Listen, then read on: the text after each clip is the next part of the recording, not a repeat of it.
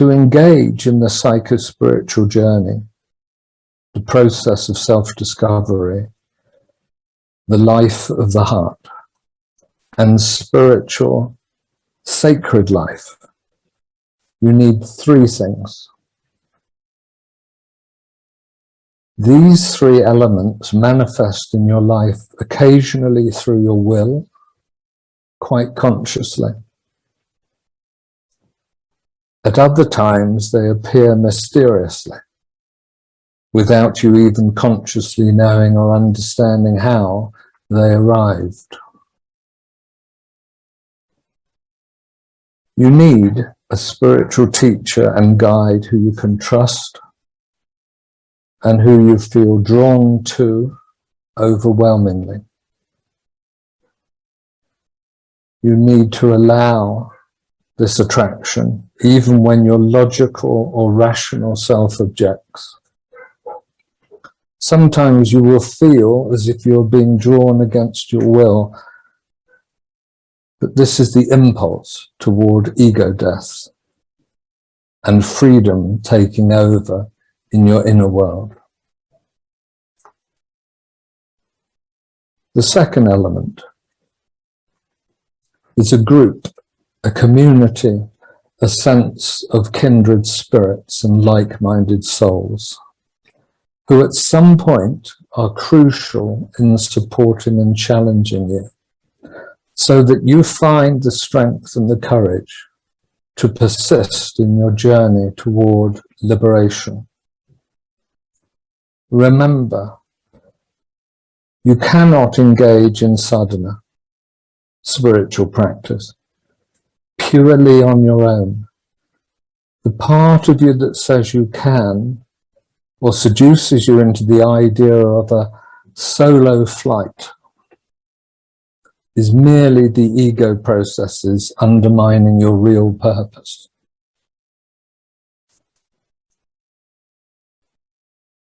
The third element. You must distinguish and follow the teaching. The appearance of Dharma or truth in your life. Today, more than ever before, the comparative or discerning view must be abandoned. It is not that other ways are not true or authentic. It is simply that you must choose.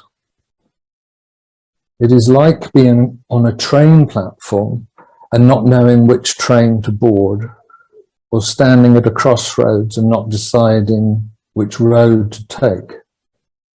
You will be attracted sooner or later to a path, and when you are, remain loyal. See it through to the end. Try not to question or deliberate, since practice and persistence, seriousness and application are tremendously important in spiritual life.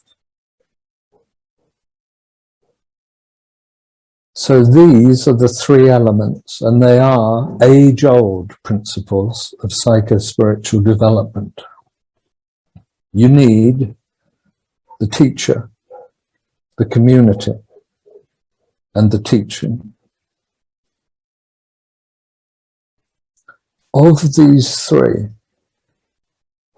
the most important is the teacher. In modern times, the teacher is the most controversial of the three. Most seekers accept the need for teaching and welcome the social and cohesive aspects of the group. But the spiritual teacher question is the most controversial, argued over, and often rejected aspect of the spiritual journey.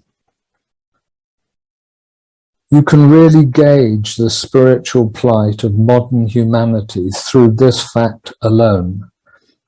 People are resistant to the very idea of relating to a teacher. They would rather do without. They would rather go the do-it-yourself, self-help route. but it doesn't work. It's like giving me a car manual, a bunch of tools, opening the bonnet on my car and asking me to fix it. I have absolutely no idea. Give the same equipment to my mechanic and he'll fix it for me. The spiritual teacher relationship is primary and necessary, and it should be what everyone is looking for today.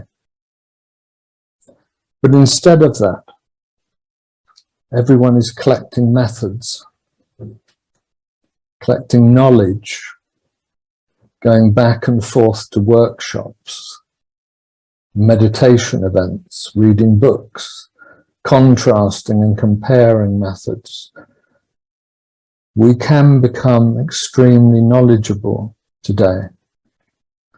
In the same way, even I understand the role and the purpose of a wrench, a screwdriver, a gadget, and a distributor cap, but I still can't fix the car engine. No wonder people get frustrated with the spiritual path,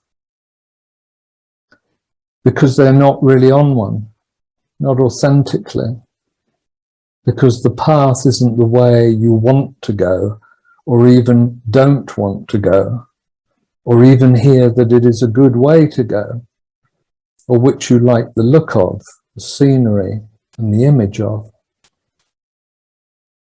Your genuine, heartfelt, heart-led, intuitive spiritual path, where wisdom and liberation blossom like flowers in the springtime, is your relationship to the spiritual teacher. You cannot have a marriage without a husband or a wife, and you can't have this spiritual relationship without a spiritual teacher.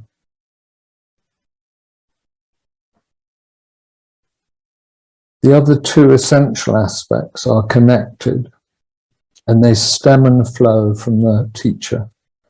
Without him or her, without that relationship, they are useless. Merely a box of tools and instructions, no real practical knowledge. So this is the answer to the question, how do I realize myself? For those who are resistant to the point of unwillingness, and there are some, the inner capacity is crucial. You may dabble with the spiritual, with yoga, dip into the scriptures, or love to mount deep quotations on your wall with beautiful pictures. You may want to paddle in the shallows of the spiritual, sacred life, but that is all that will be possible. You will never realize yourself. For that endeavor, the teacher, the community, and the teaching are all necessary. The spiritual journey is filled with psychological tests and ordeals.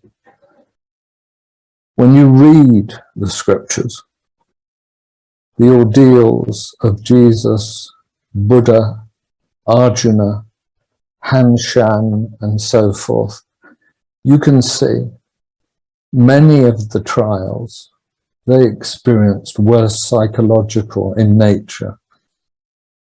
I have formalized this and presented it in a summary in my book, Your Essential Self. If you read the book carefully, you can see how you can realize your essence, your nature, in time, your true self, in the world. The teacher may be the same individual throughout the 3 stages of awakening, but equally he or she may be a different person. In any case, the teacher is, in the first stages, primarily a psychotherapist, a guide through the inner realms of human complicity, conditioning, and conflict. In the second stage, the teacher is a master of the heart. And in the third stage, she or he is a spiritual teacher. Curiously, people continue to ask me how to do it. What do I have to do? I don't know, they say. Or how is it possible for me to grow and awaken? I have answered these questions.